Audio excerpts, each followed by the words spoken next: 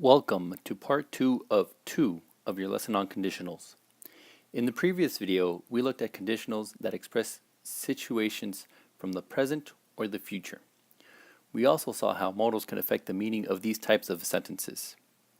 This video will discuss conditionals that express a situation from the past that is contrary to fact, as well as other ways to express conditionals. The third type of conditional sentence we will discuss expresses a situation from the past that is contrary to fact.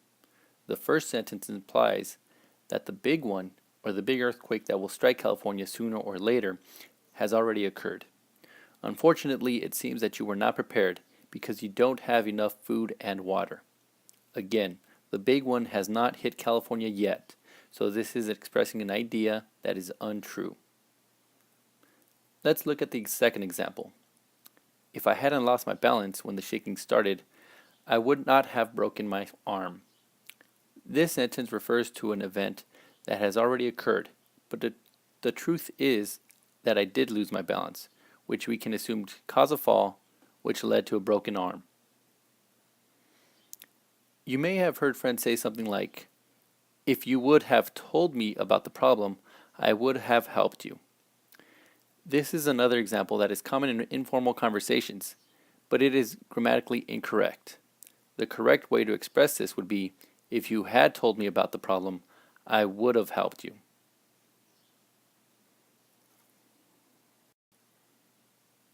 The following sentences refer to the difference in meaning as a result of the modal we use. If I had had enough money, I would have bought an emergency pack. Refers to the one desired result, which was to buy an emergency pack. If I had had enough money, I could have bought an emergency pack, expresses a possible option, but it also expresses a possibility, as in, I would have been able to buy an emergency pack. At first sight, you may have thought that I incorrectly typed the same word twice, but this is not the case. Here, the first had functions as the auxiliary or helping verb, and the second is the main verb, had, meaning possessed or owned. In addition to the format presented, there are two different types of conditional sentences, implied if and omitted if. With were, had in the past perfect, and should, sometimes if is omitted, and the subject and the verb are inverted. For example, were I you, I would prepare for the big one. In this sentence, the if is omitted, and the verb were is moved to the beginning of the sentence. It is often the case with conditional sentences that the if clause is implied and not stated. If we look at this example, you can see that what appears to be a compound sentence, which is two independent clauses joined by a fanboys, is actually a conditional sentence in disguise. We can tell because the results clause, I would have gone with you, is in the same format as the untrue in the past conditional sentence.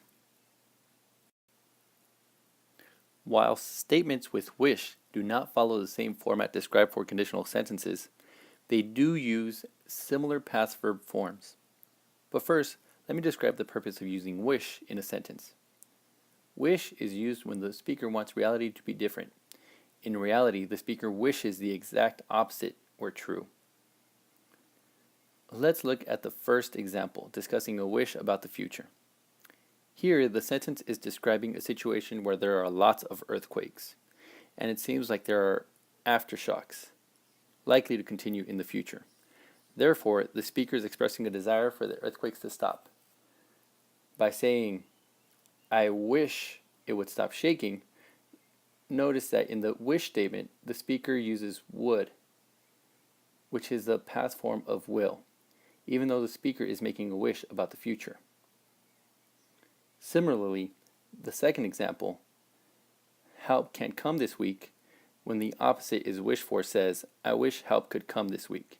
Here, could, the past form of can, is used. That's the future. Let's look at the present and the past now.